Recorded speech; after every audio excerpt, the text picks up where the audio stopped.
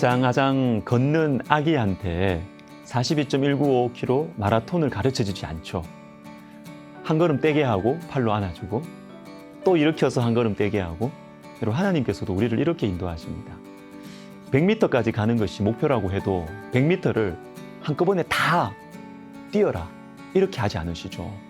아기 얼굴 바로 앞에서 한 걸음만 떼라 이렇게 하십니다. 한 걸음 떼고 나면 넘어지죠. 넘어져서 울어요. 그러면 팔로 다시 안아주시고 잘했다, 참 잘했다, 다시 해보자. 한 걸음만.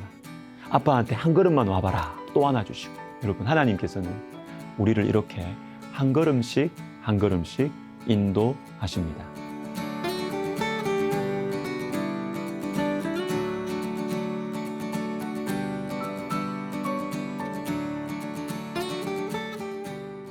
자, 오늘 본문 5절에 보시면 이에라는 말씀이 나옵니다. 바사왕 고레스를 통하여서 하나님의 말씀이 들려왔어요. 그리고 이에 순종하기 시작합니다. 그때 놀라운 일이 생깁니다. 6절에 그 사면 사람들이 은그릇과 물품들과 짐승과 보물로 돕고 그 외에도 예물을 기쁘게 드렸더라.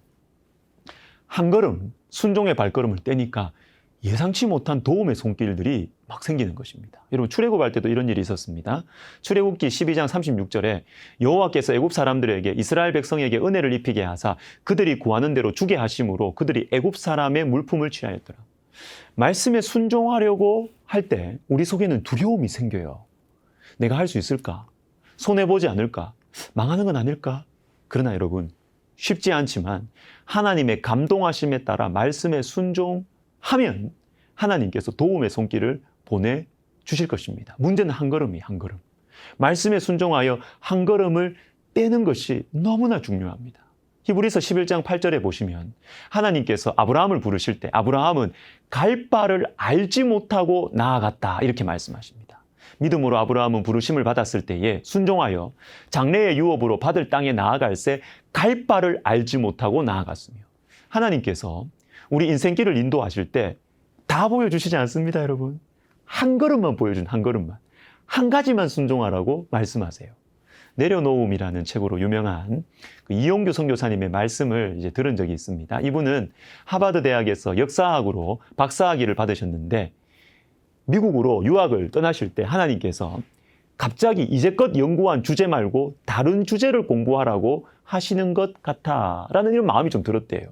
지금까지는 이분이 중국 역사를 공부했는데 갑자기 주님이 이슬람 역사를 공부하라고 도전하시는 것이었습니다. 하기 싫으셨대요.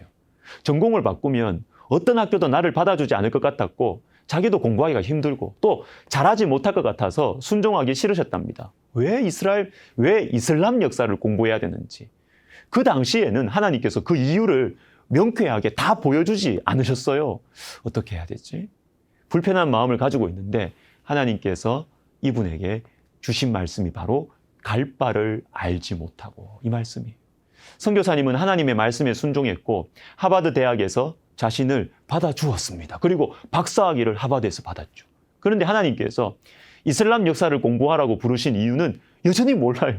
여전히 모르는 상태로 공부하고 학위를 받으셨대요. 그런데 15년이 지나서야 그 이유를 알게 되었습니다.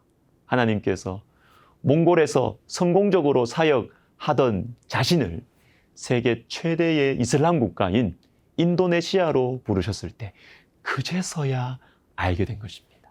여러분, 하나님께는 다 생각이 있으십니다. 한꺼번에 다 보여주지 않으시고 한 걸음만 따라오라고 하십니다. 예레미야 선지자도 하나님께서는 이렇게 인도하셨습니다. 예레미야 12장을 보시면 고향 사람들이 예레미야 선지자를 죽이려고 했습니다. 너무 괴로워서 하나님께 한탄하는 선지자, 이 예레미야 선지자에게 하나님께서 이렇게 말씀하십니다.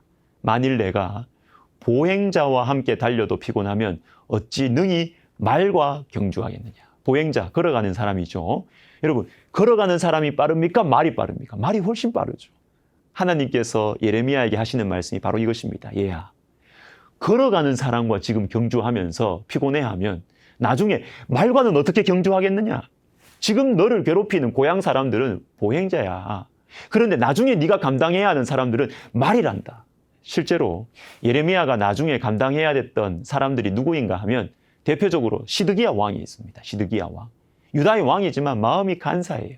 또 변덕이 심했어요. 하나님의 말씀에 순종하는 결정을 내렸다가도 다시 뒤집어 버리고, 예레미야 선지자를 죽이려고 하다가 또 다시 살려주고, 그러다가 또 고개 가둬버리고. 이상해요. 또한 나라가 망해도 정신을 못 차리고 자기 유익만 추구하는 귀족들을 예레미야가 감당해야 했습니다. 그리고 이스라엘을 무력으로 짓밟는 바벨론 제국의 장군들도 감당해야 했습니다. 이 사람들은 보통 내기들이 아니에요. 보행자들이 아닙니다. 말들입니다. 예레미야가 앞으로 감당해야 하는 사람들은 말이었습니다. 그런데 하나님께서는 예레미야를 선지자로 부르신 직후에 곧바로 시드기야 왕과 맞서도록 하지 않으세요. 바벨론 장군들을 곧바로 감당하도록 하지 않으세요. 갈 바를 다 보여주지 않으십니다. 고향 사람들 속에서, 익숙한 사람들 속에서 하나님의 사람으로 살게 하시는 것입니다. 믿었던 고향 사람들로부터 미움도 받게 하고 서름도 당하게 하시는 것입니다. 먼저. 물론 그것도 힘들죠. 그러나 나중에 예레미야가 감당해야 할 왕들과 권세자들과 제국의 장군들에 비하면 이 사람들은 아무것도 아니에요. 먼저 보행자와 경주하게 하시는 것이죠. 여러분, 지금 내 곁에 있는 사람들을 사랑으로 섬기는 것이 중요합니다. 지금 나에게 주어진 작은 일을 충성하는 것이 중요합니다. 하나님께서는 우리를 한 걸음씩 한 걸음씩 인도하십니다. 다 보이지 않아도 한 걸음 순종의 발걸음을 뗄 수 있는 이유는 나에게 말씀하시는 이 하나님을 믿기 때문입니다. 다 안 보여도 하나님 믿고 한 걸음 떼는 거예요. 여러분, 올 한 해도 하나님은 우리를 한 걸음씩만 인도하실 거예요. 하나님께 다 생각이 있습니다. 여러분, 우리 하나님을 믿읍시다. 갈 바를 알지 못해도, 다 보이지 않아도 하나님의 말씀에 따라 한 걸음씩만 걸어가면 좋겠습니다. 하나님께 다 생각이 있으십니다. 기도하겠습니다. 하나님 아버지, 우리가 하나님 믿습니다. 10년 후, 20년 후 생각하면 막막하기도 하고 어떻게 될지도 모르겠고, 그러나 오늘 나에게 말씀하시는 그 하나님께서 어제나 오늘이나 내일이나 동일하신 분이시기에 하나님 말씀하시는 그 한마디 한 걸음 순종하면서 살겠습니다. 주님, 우리의 갈 길 늘 함께 해주시고 인도하여 주옵소서. 예수님의 이름으로 기도하옵나이다. 아멘.